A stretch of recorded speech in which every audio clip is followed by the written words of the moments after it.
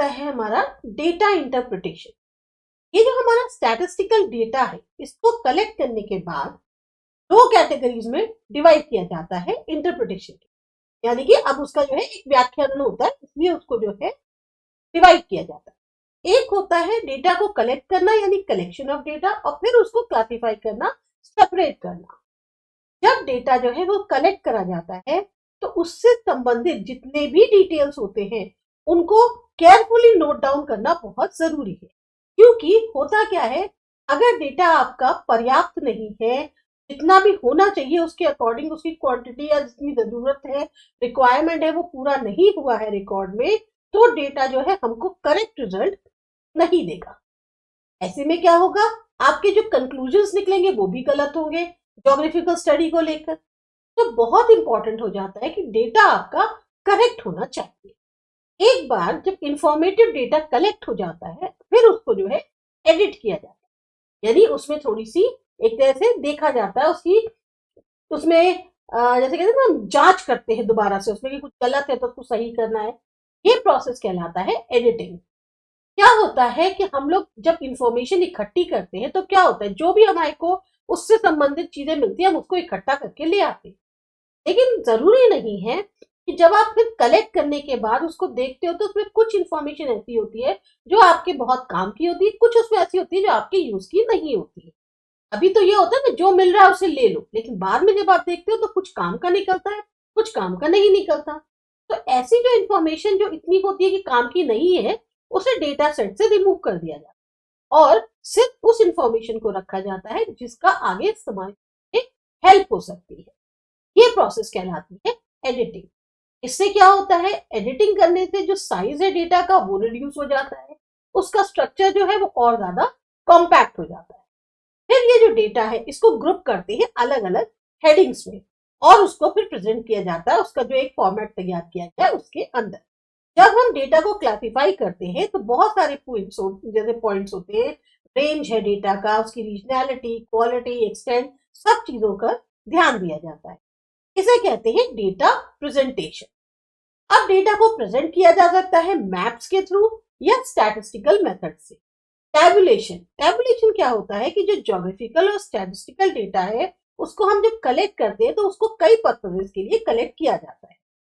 Possible क्या है कि उसमें से कुछ इंफॉर्मेशन ऐसी है जो हमारे काम की है स्टडी के लिए। तो अब पूरी इंफॉर्मेशन में से जिस इंफॉर्मेशन को हमें चाहिए उसको निकालने के लिए उसको पहले सॉर्ट करना पड़ेगा पूरी इंफॉर्मेशन में से और उसको रीअरेंज करना पड़ेगा एक स्पेशल फॉर्मेट में।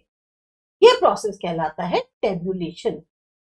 टेबुलेशन यानी एक टेबल जिसमें रोज होते हैं, कॉलम्स होते हैं। ये टेबल जो प्रिपेयर करी जाती है, आपने एक्सेल की जैसे शीट देखी होगी, उसमें बहुत सारे सेल्स होते हैं, हॉरिजॉन्टल और वर्टिकल। तो जो हॉरिजॉन्टल होते हैं वो रोज होती है जो वेस्ट टू ईस्ट दौड़ती हैं, और वर्टिकल नॉर्थ टू साउथ, उन्हें हम कॉलम कहते हैं। पर्पस क्या होता है कि जब हम इन सेल्स में डेटा को एंटर करते हैं तो हमारे लिए बहुत आसान हो जाता है एक पर्टिकुलर इंफॉर्मेशन को ढूंढना। कोई भी जो टेबल होती है उसमें जो है हेडिंग्स होती हैं जो इंडिकेट करके बताती है कि डेटा का नेचर कैसा है। सब हेडिंग्स भी हो सकती हैं। एक जनरल आउटलाइन रोज और कॉलम्स की आपको यहाँ नीचे दिखाई गई है। ये एक तरीके का ऐसा ट्रेडिशन है जो एक्सेप्टेबल है कि सोर्स ऑफ डेटा जो है वो कैसे मेंशन करना है, उसमें आप आसानी से कर सकते हैं। यहाँ जो दिया है आपको एक जनरल स्ट्रक्चर दिया है रोज एंड कॉलम्स का। बेसिकली ये जो फर्स्ट वाला है इसमें हेडिंग चाहे रोज की या कॉलम्स की डाल सकते हैं।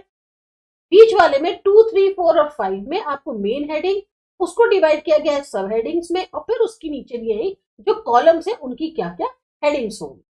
टोटल नंबर आपके जितने रोज और कॉलम्स हैं वो मिलाकर आपकी, या जितनी नंबर ऑफ रोज हैं, हॉरिजॉन्टल हम बात कर रहे हैं, अभी जो है रोज भी 6 हैं और कॉलम्स भी आपके 6 दिए गए।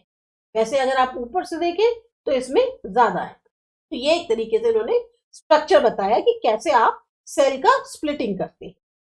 सोर्स क्या होता है, अब टोटल बेसिक आउटलाइन जो टेबल की है वो आपको यहाँ दिखाई गई। कुछ चेंजेस करे जाते हैं टेबल के डिजाइन में ताकि ज्यादा से ज्यादा जो डेटा है हमारा इकट्ठा किया हुआ उसको हम उसके अंदर ऐड कर सके, तो उससे चाहे हमें कॉलम्स और रोज बढ़ाने क्यों ना पड़े, हम उसको उसमें अकोमोडेट कर देते हैं। अब यहाँ पर एक एग्जाम्पल देखते हैं इसी पॉइंट को समझने के लिए।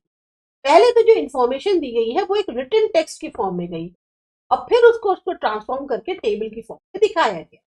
एग्जाम्पल में क्या बताया गया है कि टोटल मिला के 377 कैंडिडेट्स हैं जिन्होंने ज्योग्राफी की पोस्ट ग्रेजुएट क्लास के लिए अप्लाई किया है एडमिशन के लिए। अब जब ये सारे फॉर्म्स जो है एडमिशन के वेरीफाई हो जाते हैं तो जो डेटा निकल के आता है वो क्या है, टोटल मिला के एडमिशन के लिए 377 एप्लीकेशंस आई। इसमें से 253 बॉयज थे और 124 गर्ल्स थे। 153 मेल कैंडिडेट थे जो कि गुजरात से थे, बाकी 100 अलग स्टेट्स को बिलोंग करते थे। मेल कैंडिडेट्स 90 थी जो कि गुजरात से थी, बाकी 34 दूसरे स्टेट से।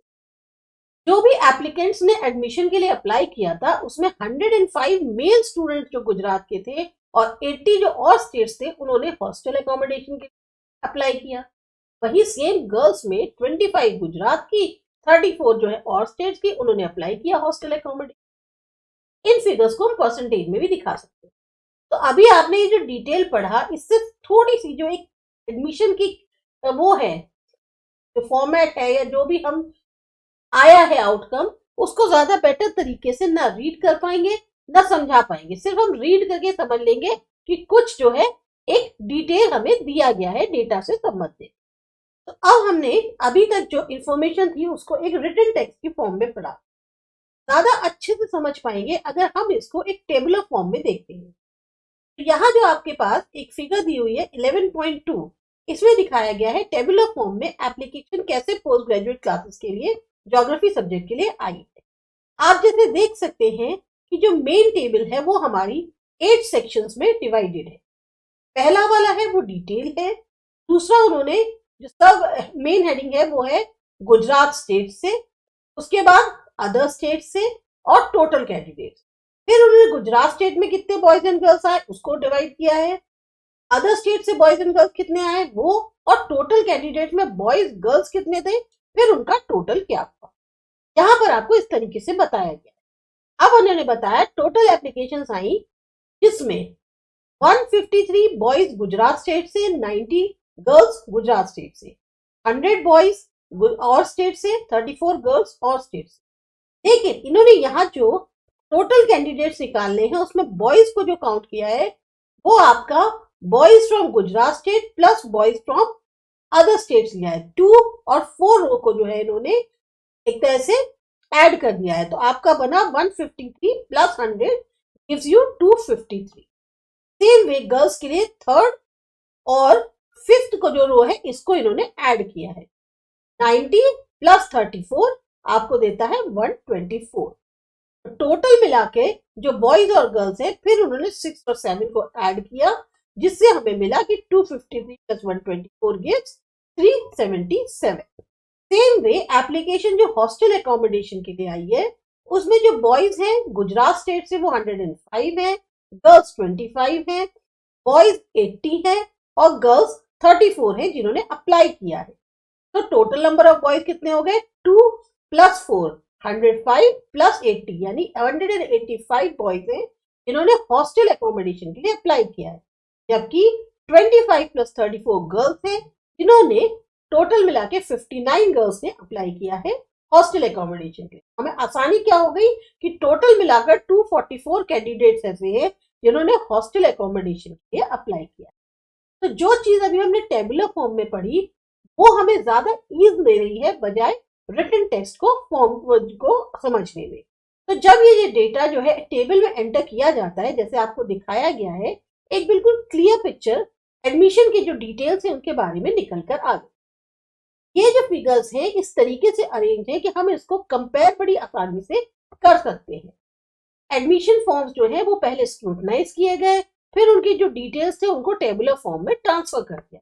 ये जो प्रोसेस है इसमें जो स्टैटिस्टिकल डाटा है जो कि एक ट्रांसफॉर्म किया गया टेबल के अंदर उसको बोलते हैं हम टेब्यूलेशन।